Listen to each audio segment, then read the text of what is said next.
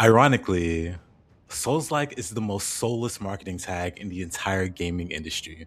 The most overused, the most vague, the most poorly misunderstood. It's slopcore at this point. It is the sloppiest of all time. Adult film stars are looking at this quote unquote genre in awe, realizing they need to step up their game. That is how sloppy it's gotten, folks. Developers nowadays will slap Souls-like onto absolutely any piece of digital sludge they can produce, just to see if they can trick a few FromSoft addicts into opening their wallets. Gaming media outlets will see a stamina bar and a Hello Kitty game and start frothing at the mouth to drive up engagement. Is this the Dark Souls of Sanrio? Shut up. Please, shut up. Stop it. You're giving me an aneurysm at this point. And it's infuriating. This infection has long since bled into the mainstream in the most obnoxious ways possible, creating this insufferable era of soulless soul-slop that we've been stuck in for the better part of a decade. And people just eat it up with a big old smile. But how did we get here? Who or what is patient zero for this absolute outbreak of mid? Who do we point the pitchforks at? Well, look at the title of the video, bro. Gotcha. If we check our calendars, the original sin was committed in the year 2014. A game called Lords of the Fallen came out, and gaming would never be the same. Not because it was so great, God no, but because it was the first time a major studio looked at Dark Souls and said, yeah, I could probably do a way worse version of that. And they delivered. Oh boy, they delivered. It wasn't even a good clone. This game got dragged so deep through the mud by the gaming public that the devs they didn't just bury it. They made a second Lords of the Fallen. And did they call it Lords of the Fallen 2? No. They pretended that the first one just didn't exist. Imagine making something so catastrophically bad that you had to hit gamers with the Men in Black Neuralyzer to wipe their memories and just re-release the title. Now imagine this reboot was so underwhelming and so undercooked on launch that you had to release a version 2.0 for your already rebooted version of your unoriginal Souls clone. Imagine it being so rough that it took until February of this year for it to finally become profitable as a game. Bro, it's 2026. This game came out in 2023. But you know what? I respect it. I really do, because failing miserably, picking yourself up, and stubbornly throwing your body at the wall until it or you breaks is one of the most Souls-like things you could possibly do. You die in Sin's Fortress hundreds of times, you die to a boss thousands of times, but you refuse to stay down. It might not be a pretty victory in the end, but it is a victory. Like I said, this game became profitable after patches upon patches, months on top of months of grinding trying to get things right. We've all been there trying to beat a boss to clear an area. To me, this is the most Souls-like thing a developer could possibly do. And honestly, despite everything I've said up until now, Lords of the Fallen is a massive victory. It's an actually good game when I expected it to be absolutely trash. Oh, hi, I'm Shape, by the way. Nice to meet you, welcome in, shake my hand. I stream daily on Twitch, link in the description. Don't make me tap the sign. Now, Lords of the Fallen was a game so far under my radar that even if I was offered to play the game for free, I probably wouldn't have played it. Not because I didn't know about it, but because over the past few years, I've been ducking Souls-like games like the literal plague. And can you blame me? You just heard me yapping at the start of the video about it.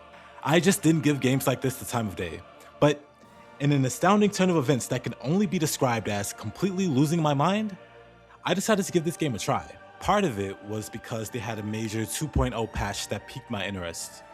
The other part is because they had the absolute unmitigated gall to announce a sequel as if they weren't losing money on the game until like 5 minutes ago.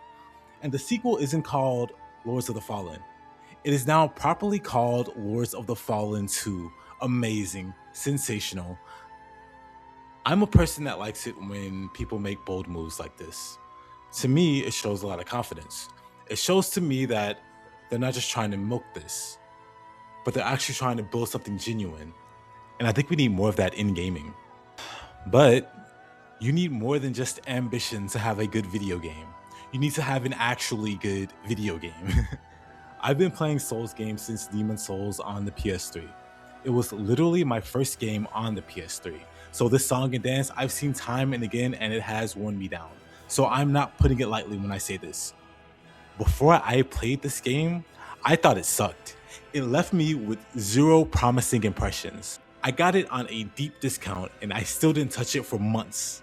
I watched trailers, I watched some streams, I looked into some builds and gear to try to visualize what the game would play like. None of that gave me motivation to play the game. But then, eventually, I actually played it. And it felt pretty great. Pretty smooth. It felt responsive, actually. I'd never had a death in that game where I'm like, man, these inputs are trashier than the guy who rushed to the comments to dislike the video. And that's trashy. And you don't ever want to see a game hit a low like that. And surprisingly, at least surprisingly to me, it doesn't. And you know what really caught me off guard? And it has nothing to do with gameplay. It's something I never thought I would bring up, but it's the atmosphere and level design. I don't usually have an eye for detail, right? Most of the times, the background, the terrain, they just blur together like into a gray mush for me. But here is actually visually stimulating. It actually made me stop and stare at how aggressively dark and dreary everything was. Whatever they're paying their art team, they need to double it. No, seriously, really, that part's not a joke. That double their salary. Anyway, the fact that we have a company that's steadily trying to build a bridge with the community and fortify that bridge when they can through constant patches and updates makes them exactly the kind of devs that I want to stick around. Even now, the other day, as of posting this video anyway, they released another big patch focused on co-op. Again, while the sequel is well into development, something that obviously has most of their attention, like, it'd be understandable for them to completely hone in on the new game, but for them to continue making sure the first product is the best it can be makes me respect them even more. Which is amazing, because again, this is patient zero for the Soulslike infection, arguably the source of all of my headaches with this quote-unquote genre. But ironically, it also has somehow the most soul out of any of the Souls-likes I've played recently. The game, the devs, the community. It's cool to see, and I hope the devs knock the sequel out of the park, because I definitely plan on playing it day one. Anyway, that's about it.